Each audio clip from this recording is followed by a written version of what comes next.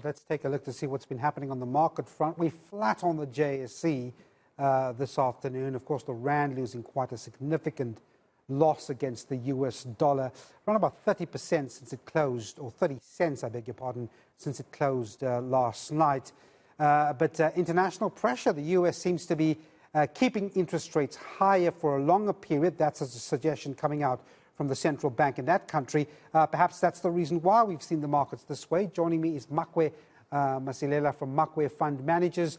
Makwe, thanks indeed for your time. So, I mean, does that paint the picture, though, if you look at the local market? Because you could see that there's still this uncertainty with interest rates perhaps staying longer in the US, the Rand, the dollar gaining, the Rand taking a little bit of a plunge. Uncertainty is still there globally, isn't it? Definitely it is. And I think, remember, we also got the poor data coming out of China indicating that their February import and exports unfortunately fell. And that is an indication that the global economic recovery is struggling, and also a poor demand when it comes to China's economy. And that itself, we know that China happens to be the major player or a growth engine when it comes to economic growth. And now lately, we've been pinning our hopes on the Chinese reopening, that it will help to lift some of the economies. And also the testimony that came out of the US Fed telling us that given that the economic data that's been coming out has been very good, so that as a result, they have to continue increasing interest rates. And unfortunately, they have to be at levels that are much higher than we initially anticipated. So that in a way slowed the music. Yeah, and that Rand, I mean, losing 30 cents overnight against the US dollar. Well, actually not overnight, but from yesterday evening. I mean, one wonders whether or not it has more to do with what's happening internationally with a stronger dollar, or those rather dismal GDP figures we saw. I would assume it's more of a dollar thing, isn't it?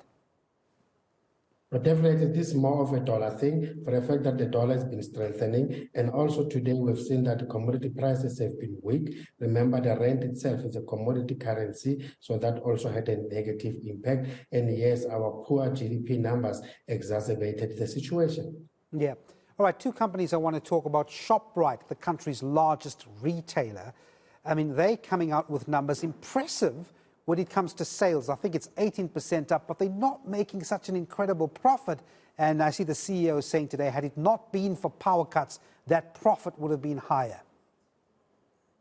Definitely. I mean, if you compare that the consumer spent, their consumers managed to spend 12.7 billion more than what they've spent last year this time. That shows you that the consumer continues to go out there, and confirms the fact that more than 60% of our people spend more than 60% of their income on food. And yes, we've seen that sales managed to go up, especially in their key brands. You are ShopRite, you are YouSave. But yes, load shedding had a negative impact. Remember, the guys had to spend 560 million on diesel. Hence, we see their profit as headline earnings per share up a mere 10.2%, and their interim dividends increasing by a mere 6.4%. Yeah.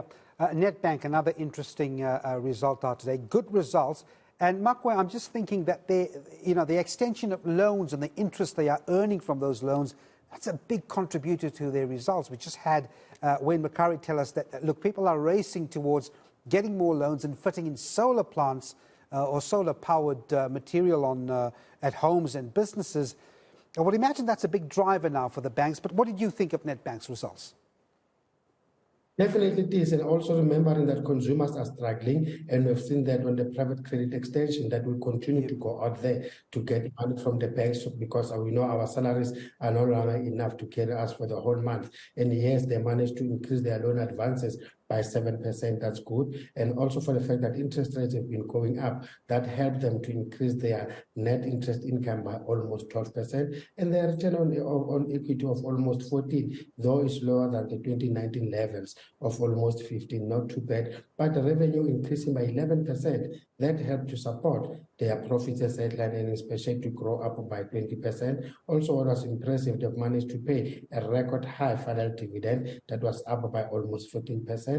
And also the guys will be embarking on a share buyback of almost 5 billion rands. Yeah, that was the news coming out today. Well, thanks very much indeed. Makwe Masilela from Makwe Fund Managers there.